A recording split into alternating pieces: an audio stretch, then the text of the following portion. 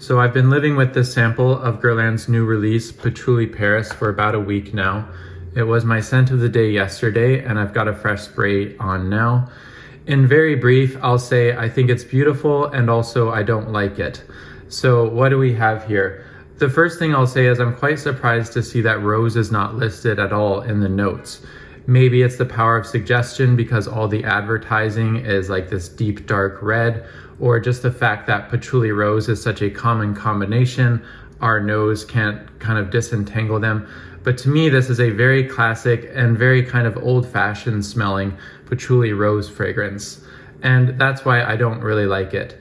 I will say, to me, it smells very classic, very well done, and also high quality, but it just really gives off that sort of potpourri or grandma's rose kind of vibe. Of course, we shouldn't insult grandma and her lovely perfume. And I think the contrast between wearing an old-fashioned perfume on a young person can also be very interesting. So take that as descriptive and not prescriptive anecdote about the way this smells to me. So they mention aldehydes and patchouli. I don't get anything like the Chanel fizzy, bright, sparkly aldehydes, but I get sort of a juicy, almost freshness that, again, to me reads as rose. I know there are different types of aldehydes that have different facets, and I'm not a perfumer, so I'm not going to pretend to know them. But if you know Chanel aldehydes, these are not that. There's nothing really fizzy. I suppose there is a kind of starchy, like clean ironed shirt smell in there at the beginning that lends that sort of, starchy freshness at the start. The patchouli here to me is, I think it's the very old-fashioned kind. It's neither sort of warm and earthy or chocolatey, but it's also not the modern kind of stripped down, sharp, jabbing your eye patchouli either. To me, this is a very dusty patchouli. It feels very dry and kind of musty, but the dryness of that patchouli is balanced by this sort of juicy, brighter facet that once again reads as rose to me, but is not listed. The notes they do list are aldehydes, iris, patchouli, ambergris, and vanilla. There is definitely a bit of vanilla in the base, as is often the case with Guerlain, which gives sort of a warm ambery glow. I'll also say the way it wears is quite interesting, and also it's quite vintage to me in that you get a really big blast. When I spray this on, it's almost, I call these sometimes like sneezy floral perfumes that have this like sneezy potpourri quality to them, and that reads as very vintage to me. So it's huge at the opening to me, but it settles down fairly quickly. It does last a very long time, no problem all day, but it definitely becomes much more discreet after a little while. So if you're expecting that huge voluptuousness of the blast of the opening to last, it's not going to.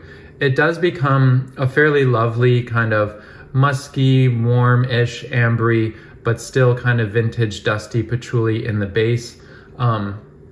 I would say it's really interesting. It seems like Guerlain has issues with positioning, as many of Delphine's recent releases feel a bit chasing trends. The sweetness, the caramel, it seems like an attempt to modernize the line, which I can understand for sure.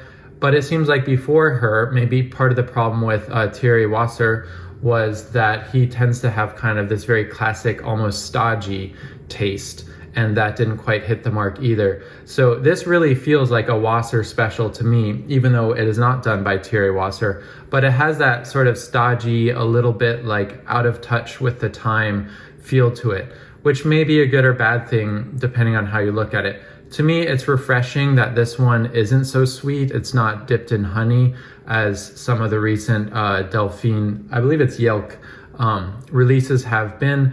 It feels very classical, but to me, it's just far too old-fashioned. And ultimately, I just don't really like the smell itself. It comes down to that. Now, again, this might just be a bit of psychology here, but the first fragrance I thought of that I could compare it to was Chanel's Paris Paris, again named after Paris, and this is from the Les Eaux, and it's a sort of light, watery patchouli rose. I don't think they're the same, but this is my first time trying them side by side, so here we'll get a live comparison. Yeah, so right away, this smells more modern. It's more fresh, dewy. I suppose more obviously rose because it does have rose. I would much prefer wearing this. Again, I wouldn't say they're a dupe. I'm not saying if you like Patchouli Paris, just go buy Chanel Paris Paris and you'll get the same thing. No, not that at all. But to me, it's a very similar idea, but I like the way that the Chanel took what's sort of a classic and sort of heavy, sneezy genre and lightened it up and kind of modernized it and made it really bright and juicy and kind of fun and easy wearing. So if I was to buy a modern Patchouli Rose that wasn't Portrait of a Lady, again, I like Portrait of a Lady a lot more than this Guerlain, but again, I would say the Guerlain smells, or Portrait of a Lady smells a little bit more synthetic with those sort of amber woody base that gives that sort of Middle Eastern vibe with the rose. Whereas, like I said before, this feels very classical, and that's in a way why I said it's a good thing. You get sort of the creaminess of the vanilla and the iris in the base. So I'll say it smells expensive, if that means anything to you. So in that sense, it's nicely done. But I would take Portrait of a Lady a million times over this, and I would even take, so lovely. I need to buy this one, Chanel Paris Paris, over the Guerlain. So I think that's all I can say about it. It's interesting that it mentions ambergris.